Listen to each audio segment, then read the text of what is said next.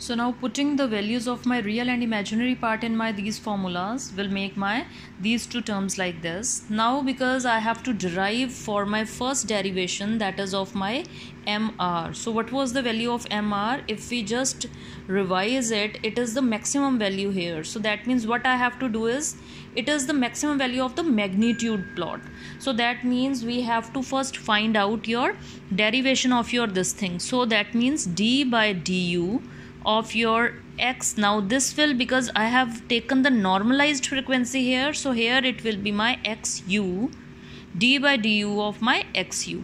So that means d by du of my this 1 upon under root of 1 minus u square plus, let me write the complete form here, 4 zeta square u square here.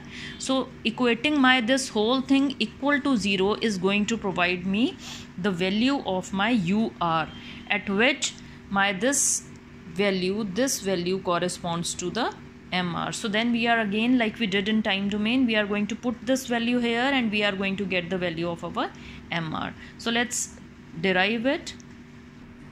I just forgot to put a square here, so now we are going to take the derivative here. So I have just written it in a very familiar form to take the derivative. So now what will be the derivative of this term? It will be minus 1 by 2, the power comes outside, so minus 1 by 2 into derivative of this term will become 2 into 1 minus u square, then derivative of my this thing will become minus 2u plus 4 into 2, because we have to take the derivative with respect to u, so 4 into 2u zeta square divided by my this whole term minus 1 by 2 minus 1, so that will make it to be minus 3 by 2.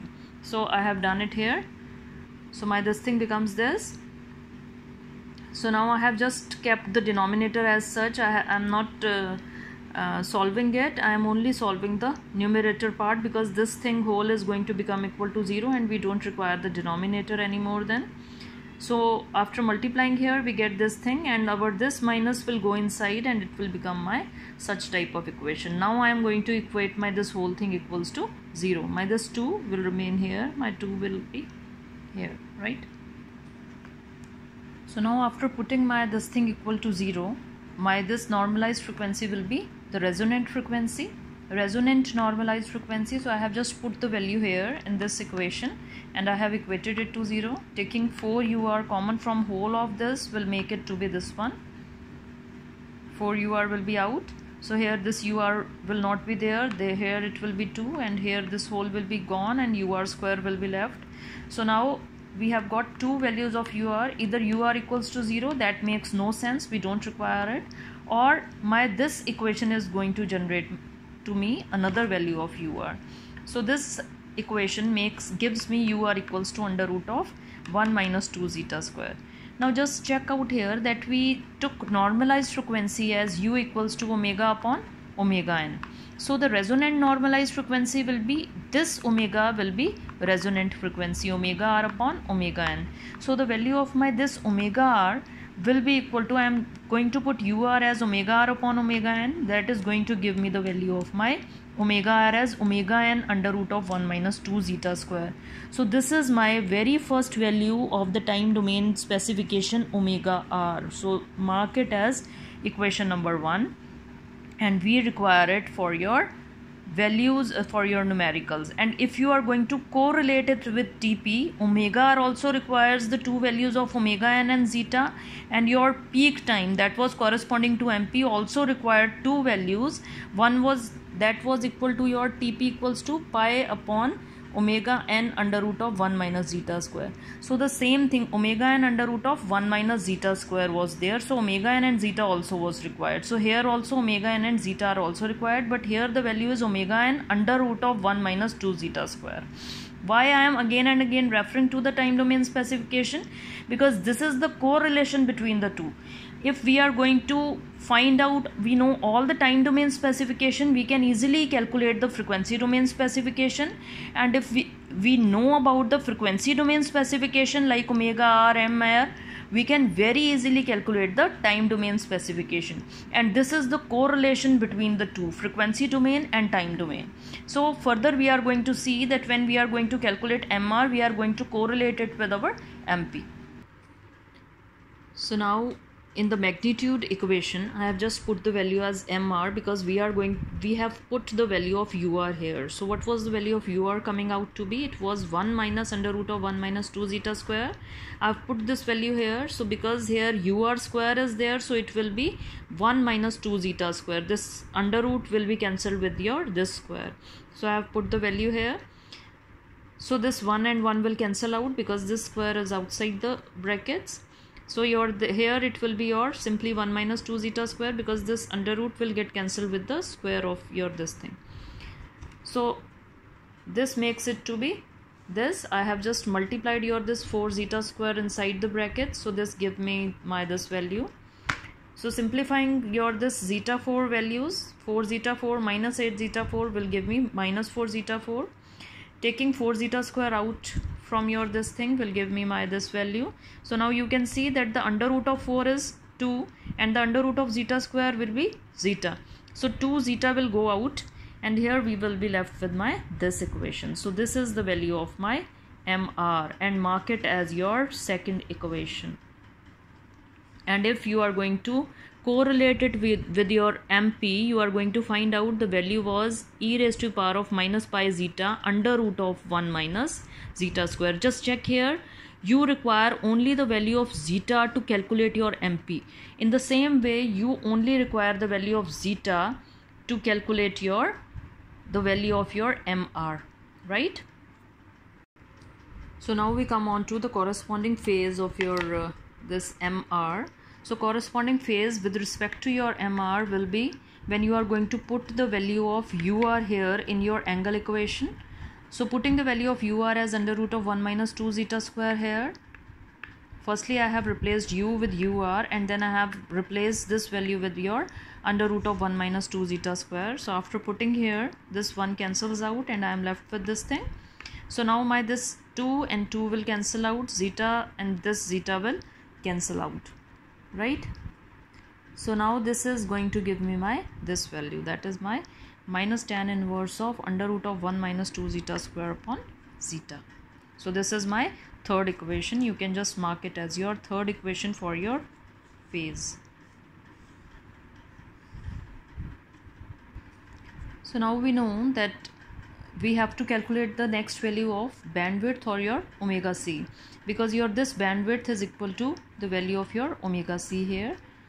So now it is the magnitude when it becomes equal to 3 it falls below your 0 dB by 3 decibels, and that point the magnitude is given by 0.707. So when your this magnitude is 0.707, we have got the value of omega as omega c. So I have just taken the cutoff normalized frequency, that is UC, that becomes omega c upon omega n. So now I am going to put the value of U as UC in here and I am going to put the value of 0.707 here. Then I am going to square on both sides and then I am going to solve for the value of my this UC square. So now I have taken 0.707 whole square to denominator and this denominator to my this side.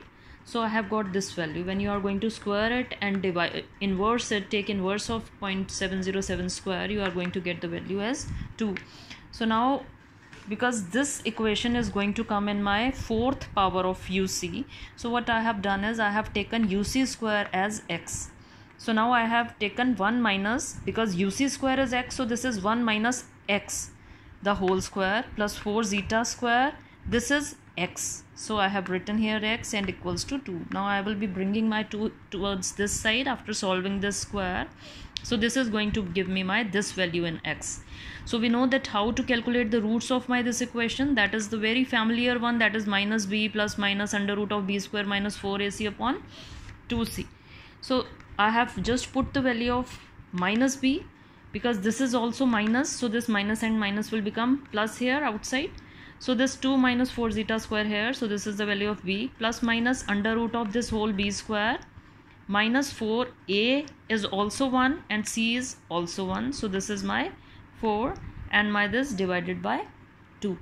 So here the value will be plus 4 because this is minus 1, so mistakenly I have written here minus, so my this equation will be there. So now I am going to solve my this thing. So now I have put the value of x as uc square because we taken as uc square as x. So I have just evaluated my this function, that was your a plus b the whole square. So I have just opened your that formula, and now 4 plus 4 is 8, and now taking 4 common from my this whole thing, so it is here. So now there is a 2 division, so 2 will get cancelled out from both the sides.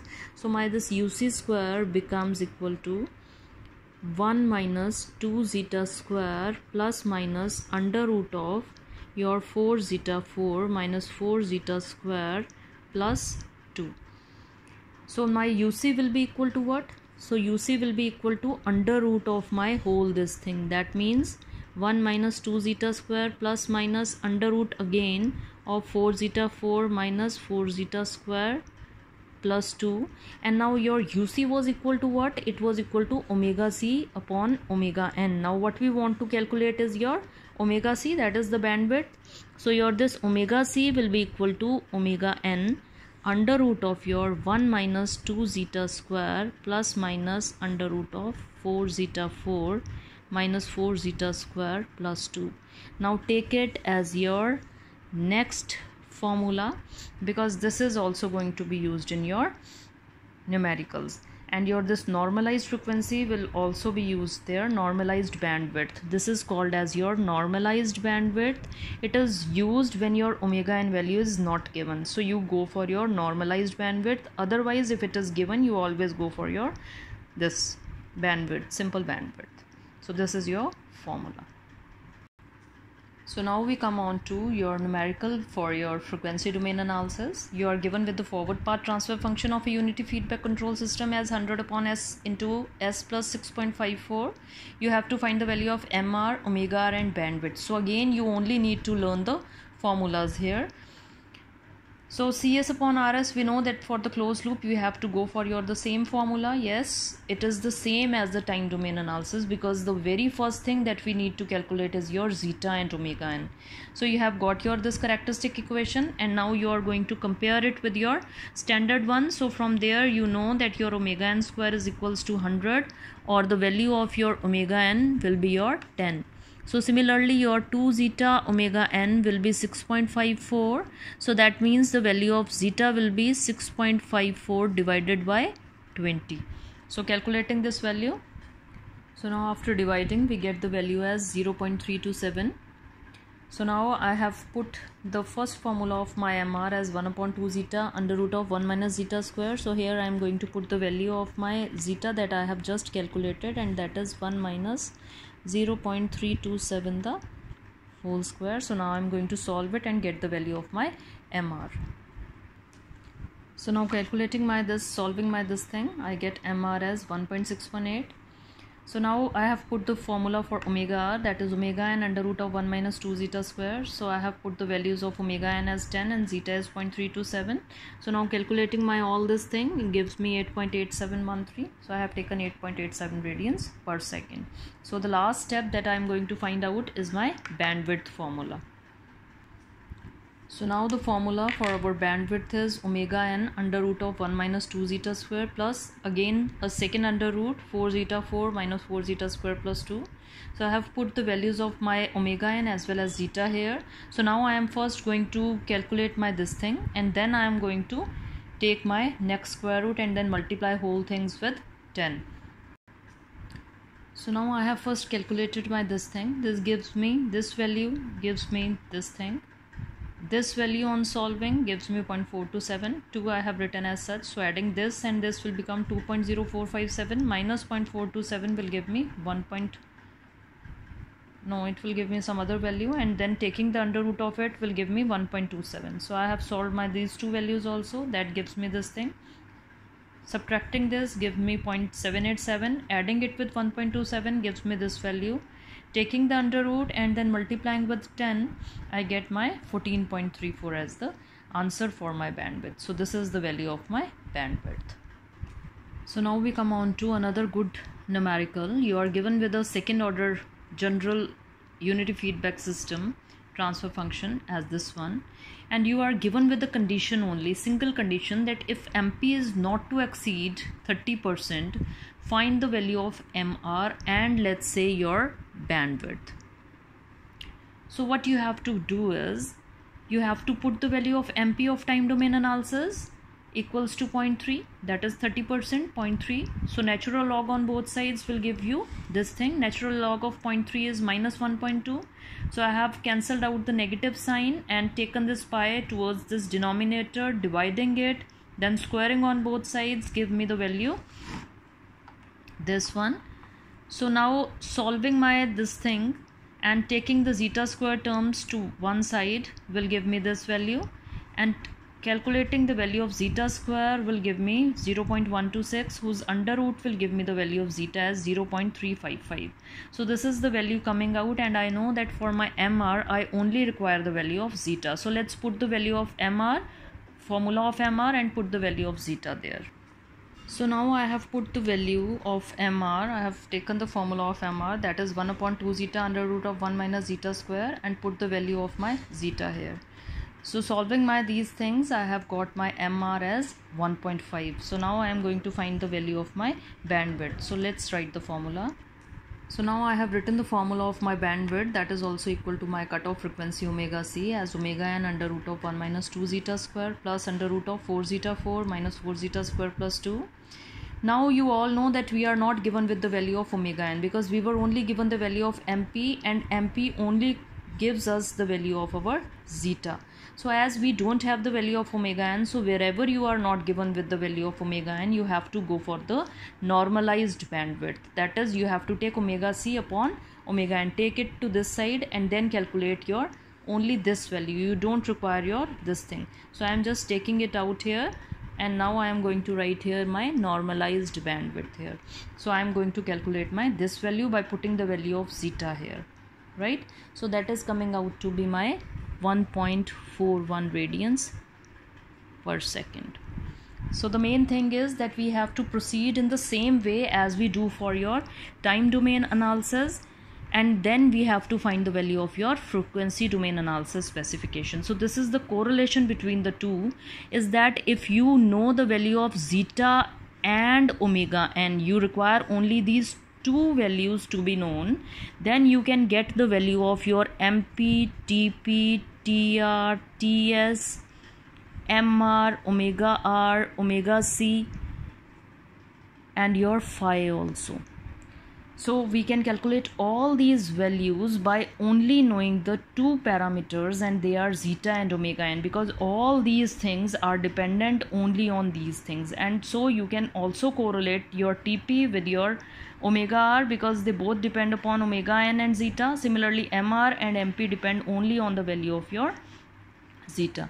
So this is the correlation between frequency domain as well as your time domain and the numericals also. So that's all for now.